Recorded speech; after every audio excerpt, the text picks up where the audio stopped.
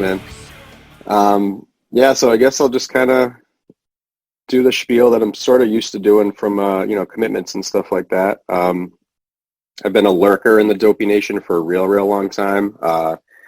My cousin actually knew Chris, so I was familiar with him in like a tertiary capacity from years ago. I've been listening forever. Um, but yeah, so my name's Nick. I'm a drug addict, and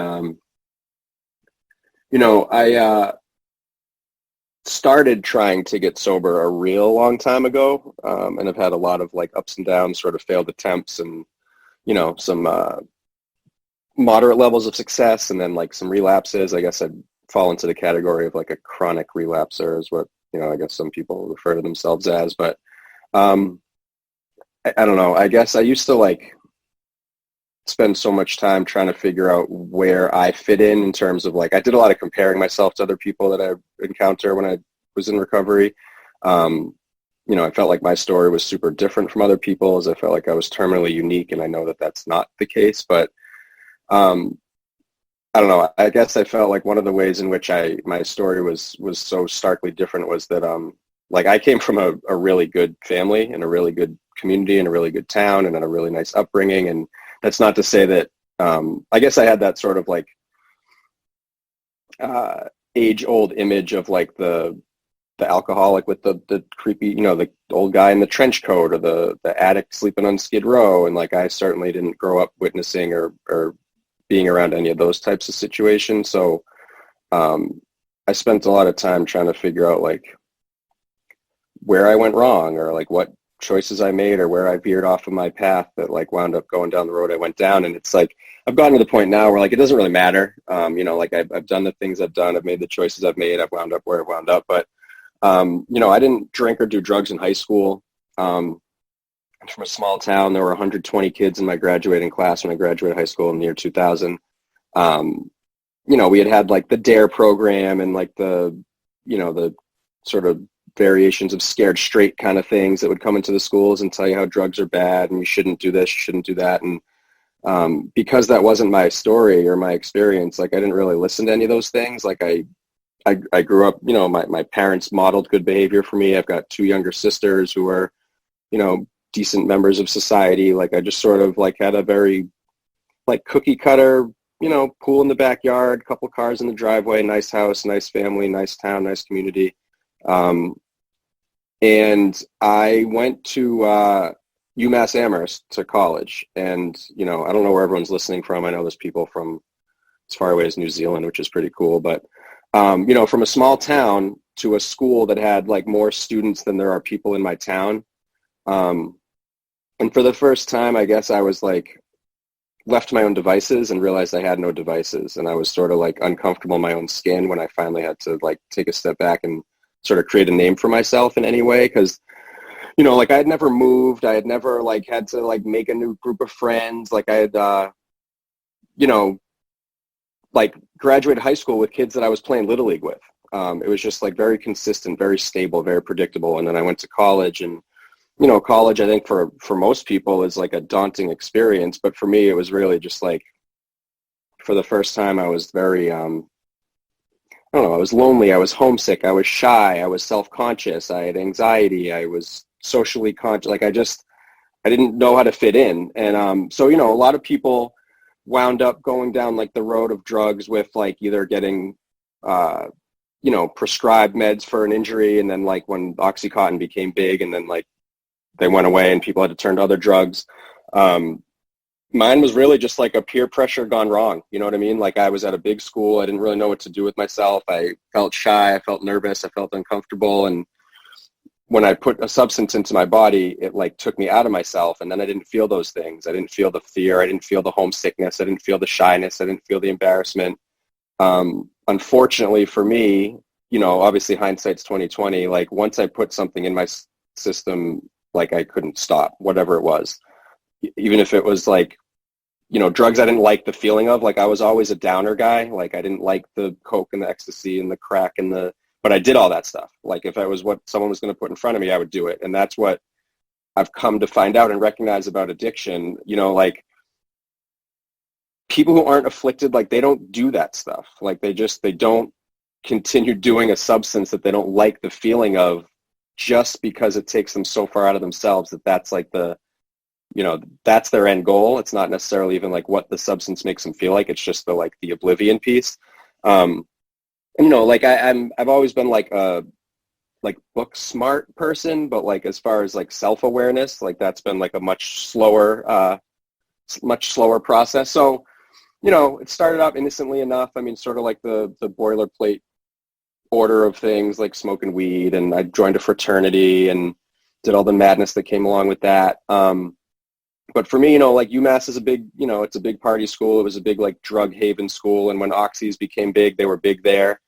And, I like fell in love with those like really quickly right after doing them for the first time. Like it was like really like a switch was flipped in me with opiates. And, all the craziness that comes along with an opiate addiction came along with it. I mean, I failed out of school, and I'm someone who like, had always been like pretty academically like okay, like I was the kind of person like my sisters would like bust their asses and get straight A's, and I'd be like, I'm not going to put in any effort, I'll just get like straight B pluses, like, and I'm okay with that.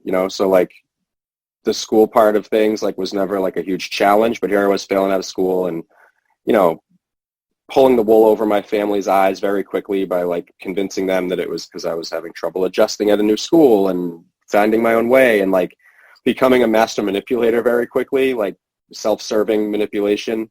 So I'm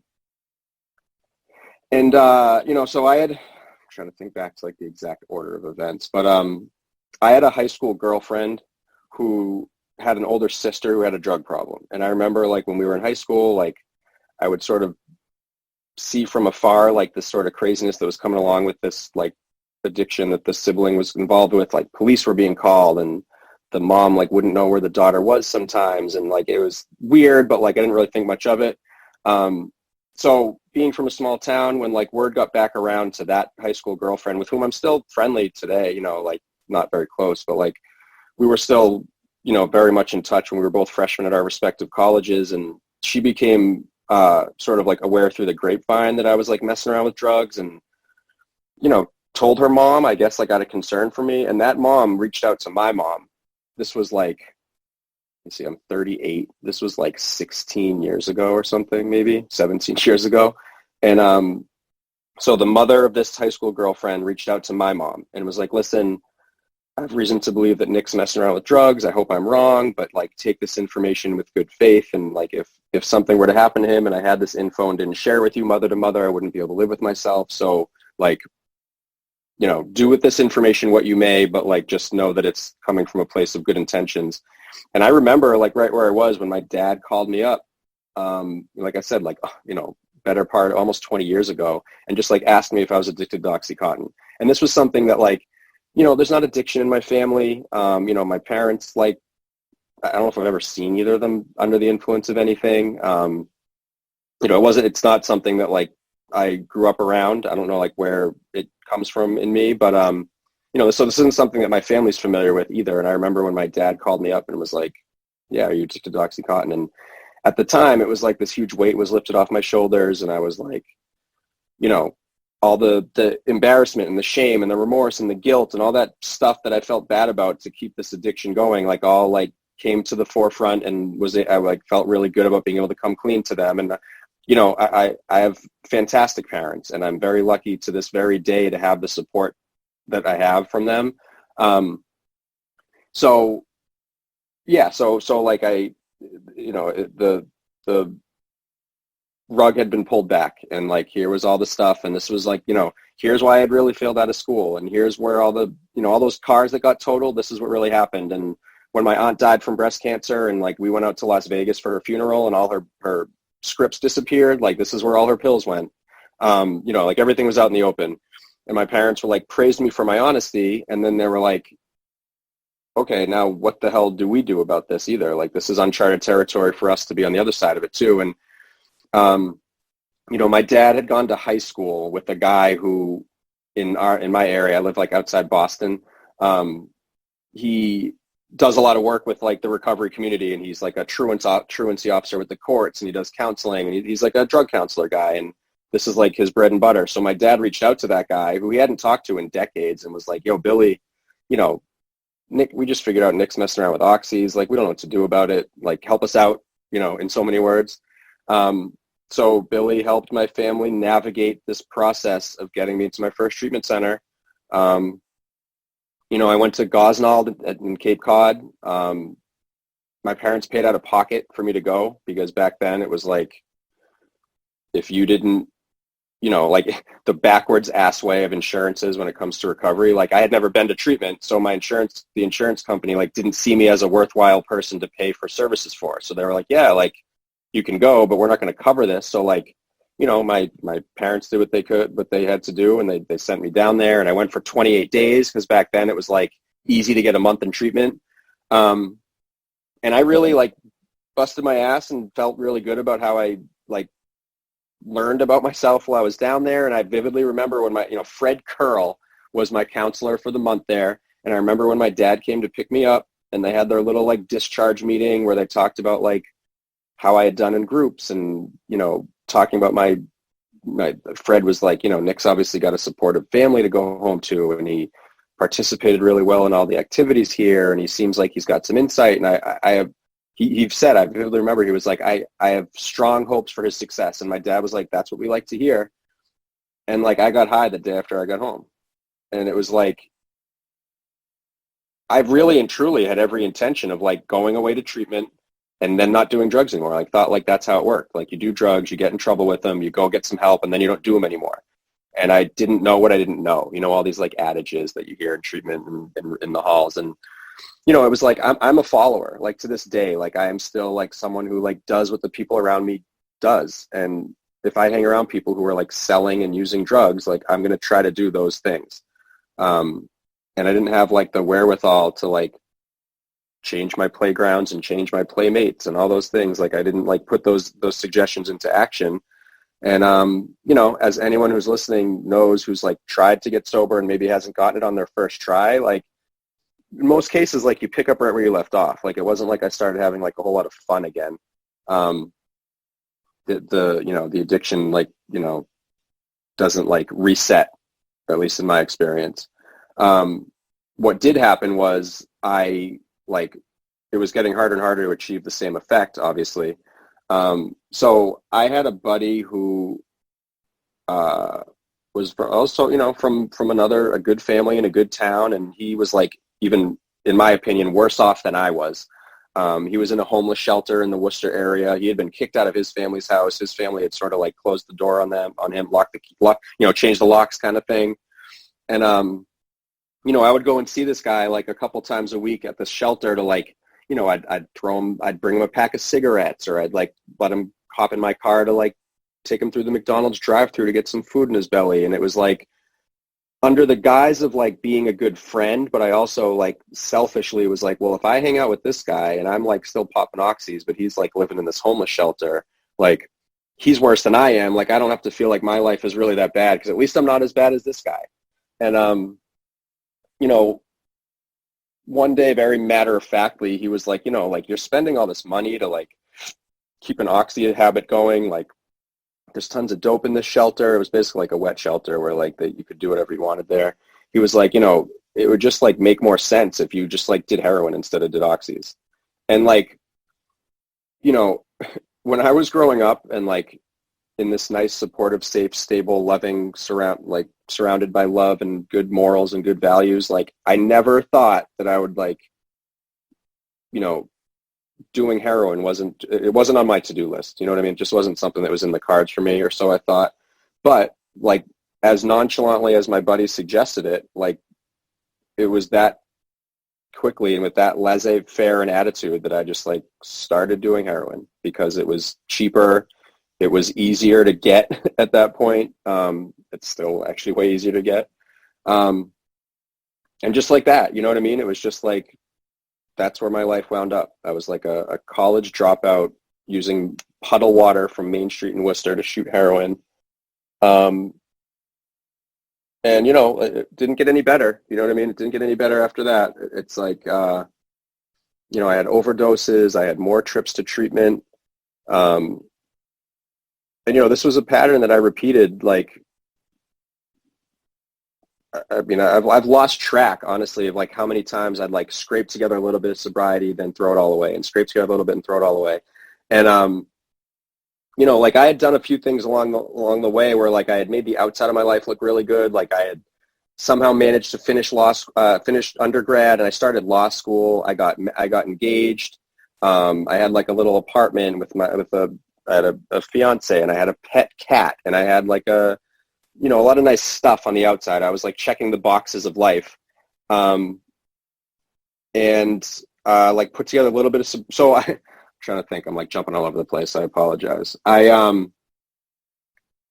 So I had a heroin overdose that I went to treatment for afterwards, and I stayed clean, actually. So, okay, I stayed clean for like over a year after that. I remember like how scary an experience it was, like waking up in the ICU at a hospital and having been intubated and with a catheter and all this craziness, and, family members coming to visit me in the hospital, and that high school girlfriend whose mom got my whole recovery journey started coming to see me in the hospital. And it scared the shit out of me. Like I wasn't ready to make changes to myself really yet, but I was like, it scared me enough, at least like seeing the impact it had on my family and people that care about me and people I care about. So I stayed clean for a little while after that. And that was during the time when I like made the outside of life look good. Like I'd finished school, and I started law school, and I got engaged, and I did all these things that made it look like I had my shit together. And then like, I really and truly don't know what prompted it, but I like the built-in forgetter that that people always talk about, like sort of came into play, and I like missed the way drugs made me feel, and I missed the good parts about them, and I totally forgot about all the chaos that they bring, and I just started using again. And the worst thing that could happen was that for a while nothing happened. Like I was working full time, I was in law school full time, I was planning a wedding, and I was doing drugs every day.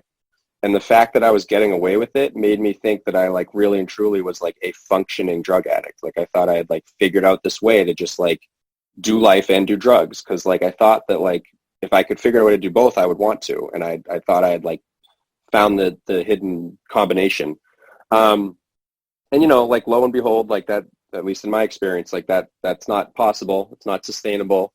So then that again began this pattern of like treatment, relapse, get life together, treatment, like, just the cycle. And along the way, like things happen that, if external things could keep me sober, I certainly have enough of motivation and on the outside, good things that were going on to keep my life in order. Like I got married, I had a son, I had a daughter, like I had all these like life things happen. And, I wish I could say that I stayed clean and like did all those things the right way, but I didn't. And, I have an ex-wife, and I do have the two great kids, but like, pretty much any downfall or any like thing that I've squandered, like drugs have been directly, they've been at the root of it for sure.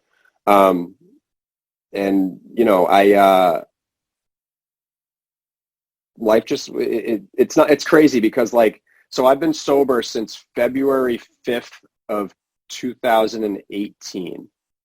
And it's not like on February 4th, I was on like a huge run. Like I was just like, taking my ADD meds not as prescribed. And then like every once in a while, like buying some other, like taking a handful of Xanax. Like I was just like chipping at like, just, I don't know, like trying to like, it wasn't like I was on a tear. Like but like, I just had enough. My life was unmanageable enough, and I was just sick and tired of it. And it was like, I was in the process of like this very expensive and very tumultuous and very contentious divorce proceeding. There were these restrictions in place where I couldn't be around my kids unless my parents were supervising my time with them. I was in the midst of like squandering what had been like the only real meaningful relationship I'd had since I was married. I was tearing down everything that was important to me. And I was like, strained relationships with my family were awful. I didn't really have any friends. Like I just had enough. And I don't know what had been different that time as opposed to any of the other times I'd put some time together, but I I don't know. I guess the biggest thing for me, and I know that like Dopey and the Dopey Nation, like it's by no means like a strictly 12-step thing. But you know, like I'll speak from my experience, like I've gotten sober and stayed sober through, and I'm not even a drinker, but through AA and through doing the 12 steps and through having a sponsor who has a sponsor who has a sponsor and going through the steps and doing a thorough fourth step and reading the fifth and being ready for the amends process whenever the person presents themselves, you know, a person to whom I have to make amends. Like, I don't know. I used to do recovery like sort of a la carte. Like I would be like, well, I'm Jewish, so I'm not really going to like focus on the praying part because like it seemed very like dogma-ish. So I was like, well, I'm not really going to pray because like I guess Jews pray, but not in the traditional way. It seems like people in meetings always talk about praying, and there's a lot of like this Catholicism-based stuff. And I figured out that like when I get out of the way and I just like say, all right, you know what? Like let me do what people before me have done because it seems to work for them. Like lo and behold, like that's worked for me. You know, my life is by no means perfect. There's a million aspects of my life that I wish were different. But I can have an attitude of like, you know, focusing on the things that I have to be grateful for. It sounds so corny. It sounds so cliche, but like I am incredibly lucky. And you know, this COVID stuff has definitely like put a damper for sure on like my recovery work. I mean, you know, my home group started doing nightly Zoom meetings and I was going to them for a while. And it's not the same. I mean, it's good to like stay connected and it's nice to see some faces on a computer screen, but I am looking forward to, as meetings are starting to graduate, I think come back in real life around here. But I mean, you know, like when I make sure that recovery is what my life centers around, I really and truly can get through anything that life throws at me. Like I ruptured my Achilles in February playing basketball and had surgery without pain meds. And, you know, I had just started a new job. You know, because that's another thing, like I'm never happy like where I'm at. Like I've had like, I'm 38 and I've probably had like 20 jobs in my life. And every job that I get, I'm like, oh, I'm going to love this job until like a couple months in. I'm like, oh, now I hate it. I need something else. Like, I'm like a spaz. Like I'm never happy where my feet are. So I just started this new job. I tore my Achilles and I was like all worried about that because I was like, I can't drive. I'm not going to be able to do this new job I just started. And like, as luck would have it, if you want to call it luck, like COVID happened and my job went to working remotely. So I was able to like have never missed, you know, I've been able to work all the way through. Like I took a few days off right after the surgery, but like I've been blessed and very grateful for the opportunity to be able to work. Like I don't like working from home, but I have friends and know people who are a lot worse off than I am who like were just out of work when all this stuff happened. So, you know, I have to like keep my perspective healthy. Like I've certainly been a person who's been of the mindset that like I could go for like a really good run and like trip over my shoelace on my last step home. And if someone asked me how my run was, I'd be like, oh, it sucked. I tripped at the end, you know, and like focus on the negative side of it. And I have to really work on, you know, like again, it sounds so corny, but like the attitude of gratitude and all that stuff. Like I you know, my life's not perfect, but I have a lot to be grateful for. And when I keep drugs out of the picture and I have like I view life through like a recovery lens, because I am of the mindset that like any human would benefit from what a 12-step program teaches us. Like if you take out the buzzwords of whether it's like alcohol, drugs, gambling, sex, like whatever the thing is, the way a 12-step set of principles is outlined, it's really just like a decent way to live. I mean, it's like recognize I'm not in control. Someone or something or something else is. If I make a mistake, because I'm bound to, I'm going to apologize for it. I'm going to try not to hurt people. I'm going to check in on my day at the end of every day, and I'm going to like stay connected to like that force that's bigger than me, and I'm going to try to help other people. And you know, it's a simple program for complicated people. I am certainly a textbook overthinker, but you know, as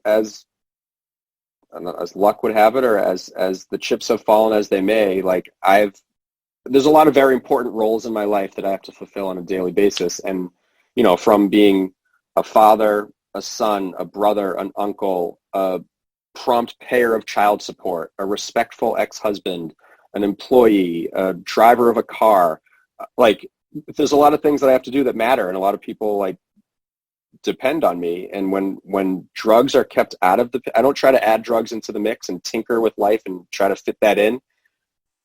All those other roles, like I fulfill pretty well, you know. I mean, like I'll let, you know, there's challenges like all of us have. You know, I mean, anyone in here who's a parent, certainly, and anyone who's parenting in the United States right now, like there's craziness that's about to come up when the school year starts, and I'm gonna have to be working from home while teaching my, you know, sometimes difficult 7-year-old at home. You know, being a teacher as well as an employee, as well as a daycare provider, as well as a, you know, like but that's life. I mean, like, you know, things are stressful for everybody. You know, life is not perfect, but life is monumentally better when I'm sober and in recovery, because I've had periods of time where I've been just sober, like I've just had no drugs in my system, but I've been miserable, and I've been, you know, stark raving sober, as the big book tells us. And, you know, for me, like I use drugs problematically for sure, but the drugs aren't my problem. The drugs were what I used as a solution. And, you know, what recovery and active good recovery has shown me is like I can find other solutions. And drugs just aren't an option anymore. You know what I mean? And I don't need to, like, it's not any better out there. I mean, I've certainly lost a lot of people, and like I'm lucky that like I got out of it before fentanyl was in like more, you know, most bags of dope around where I live. It's way more of a crapshoot now. I mean, they're like, people are finding fentanyl in pills, and you know, it's scary. And you know, dopey is like, it's unlike, I mean, you know, AA is obviously super special, but dopey is like almost like it's like AA on steroids. It's like a recovery within a recovery community. And like, I mean, as a lurker, but as someone who's like, you know, I feel like I know a lot of people in the Dopey Nation, just like from social media personalities and the Patreon, and having listened to all of the 200 and however many episodes there are. And like, you know, I'm sure that the new episode's out now, and I look forward to starting it as soon as I'm done with this. And, you know, sober's better. It really is. Oh, the new episode isn't even out yet. Dave's slacking. But, you know, I'm happy to be a part of it. I'm happy to like help anyone that I can when it comes to this thing. And that is how it works. I mean, like, addiction's a very lonely, isolating thing. And, you know, Johan Hari, whatever people think of him as like a person, I know there's been some like questionable tactics as far as his research went, but like his whole TED talk about like the opposite of addiction being connection, I think is really cool, because like, yes, in a technical sense, like addiction and recovery, like those are opposite words, like addiction, recovery, sobriety, but connection is like how we do it, you know, at least in my experience. So, you know, I'm happy to be on the right side of this thing, and I'll keep doing today what I did yesterday. You know what I mean? Like, it is a whole, like, my home group in the Framingham, Massachusetts area has this little, like, you know, we say like 2-4, like people text each other, like it's just 24 hours. It's like, that's all we have is a day. You know, I'm a notorious overthinker, and I can worry about the future and have regret about the past. But like, if I try to stay mindful and focused on what's going on right now, like that's hard enough. You know what I mean? I got enough challenges just in the day to day. So, you know, I just keep trying to do what's been working, and stay connected. And, you know, Dopey Nation is but one part of how I do that. So I'm happy to be here. That's all I got.